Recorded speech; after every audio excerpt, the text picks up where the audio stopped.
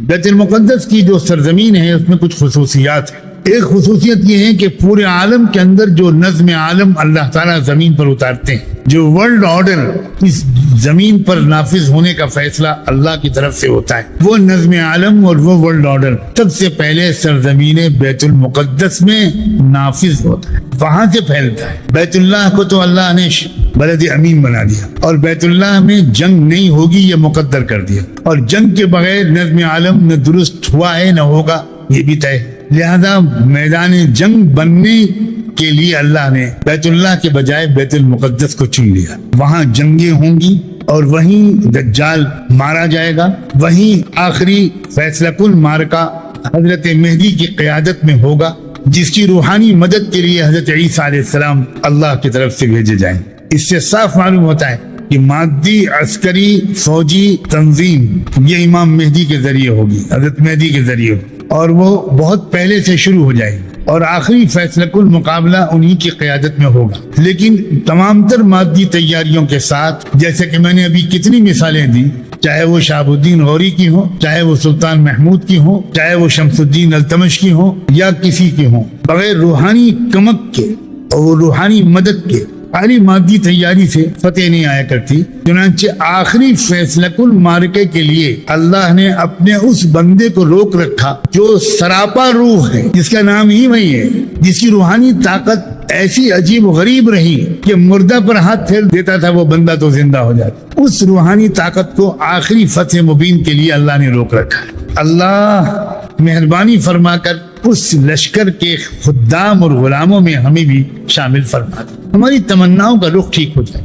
ہمارے نوجوان کن چیزوں میں الجھے ہوئے؟ انسان کا دماغ خیالات کا اور دل خواہشات کا مرکز ہے۔ اگر کسی کے خیالات اور خواہشات کا رخ ٹھیک ہو جائے تو گندے خیالات اور گندی خواہشات کی جگہ نہیں رہتی۔ یہ سب سے شاندار سلوک ہے، سب سے یقینی سلوک ہے۔ اس کے دماغ میں اعلیٰ درجے کے خیالات نہیں ہوں گے، اور جس کے دل میں اعلاء کلمت اللہ کے جذبات نہیں ہوں گے، اس کے دماغ اور دل میں خیالات اور جذبات انتہائی سطحی قسم کے آتے ہی رہیں۔ کچھ بھی وظیفہ پڑھ لو، اور جس کے دل ایسے جذبات و خواہشات سے ابتدائے نوجوانی سے آباد ہو گیا، اور جس کا دماغ ان عظیم جذبات سے آباد ہو گیا، ظاہر ہے اس کے دماغ اور دل میں اس قسم کے خیالات اور جذبات جن سے لوگ پریشان رہتے ہیں، مجھے لگتا ہے آ ہی نہیں پائیں گے۔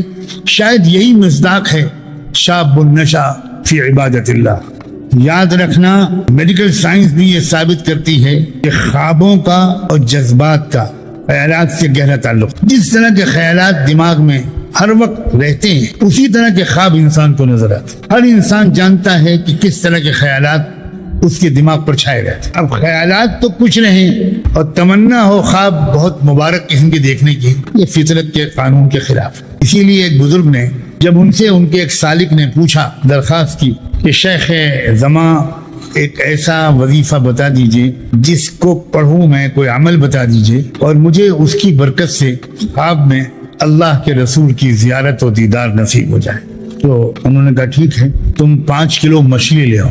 اب وہ آپ کی طرح کے تو تھے نہیں، نہ شیخ میری طرح کے تھے، سعادت مند سالک فرما بردار مرید۔ وہ مچھلی مارکیٹ جا کر 5 کلو تازہ مچھلی لے آئے۔ حضرت لے آئے، میں اب کیا کروں؟ فرمایا اس کو ایسا کرو، اس کو تلو اور اس میں آدھا کلو لال مرچ ڈال، خوب گرم مسالے ڈال، اس کو تلو۔ اب وہ سوچنے لگا کہ بھئی ہو سکتا ہے کہ خواب میں حضور کے دیدار کا مچھلی سے کوئی تعلق ہو۔ اس نے شاید آدھا کلو سے کوئی زیادہ ہی لال مرچ ڈال دی، اور حضرت وہ سب ہو گیا، مچھلی تیار ہو گئی۔ فرمایا اب اس کو پوری مچھلی کھا لو، نہ روٹی نہ چاول نہ کچھ، شرک نہیں، پوری مچھلی کھاؤ، پانی نہ پینا، نہ اول نہ درمیان میں نہ آخر، اور اس کے بعد سو جاؤ، انشاءاللہ تمہاری خواہش پوری۔ اب وہ جو سوتا ہے تو سوائے پانی کے اس کو کچھ دکھائی نہیں پڑتا، پانی برس رہا ہے، تالاب دکھ رہا ہے، دریا دکھ رہی، بارش ہو رہی ہے، جگ میں پانی رکھا ہے، فریج میں پانی رکھا ہے، روح افزا رکھا ہے، پانی پی رہا ہے، ادھر کروٹ لیتا ہے تو ایک شربت، ادھر کروٹ لیتا ہے تو دوسرا جوس۔ صبح کو شیخ کے پاس آیا، بڑا منہ لٹکا ہوا، کیا ہوا بھائی؟ ہو گئی زیارت؟ تو تھوڑے بہت کچھ اور بھی دکھائی پڑتا تھا، وہ بھی نہیں دکھائی پڑا، سوائے پانی کے پوری رات میں نے کچھ دیکھا ہی نہیں۔ کیا کچھ سمجھ میں آیا؟ کہا حضرت کیا سمجھ میں آتا؟ کہا 5 کلو مچھلی گرم گرم مسالے اور مرچوں کے ساتھ کھانے کے بعد تمہارے جگر کو پانی کی جو طلب ہوئی نا، اتنی طلب اپنے دل کو دیدار نبی کی پیدا کر لو، ہو جائے گا دیدار. یہ تمہیں سمجھانا چاہتا تھا. طلب تو شوق تو ہے نہیں حضور کو دیکھنے کا، یاد ہی نہیں آتے اللہ کے رسول، درود پڑھتے ہوئے بھی غفلت رہتی ہے، اور اس کے بعد تمنا کرتے ہو کہ حضور کی زیارت نصیب.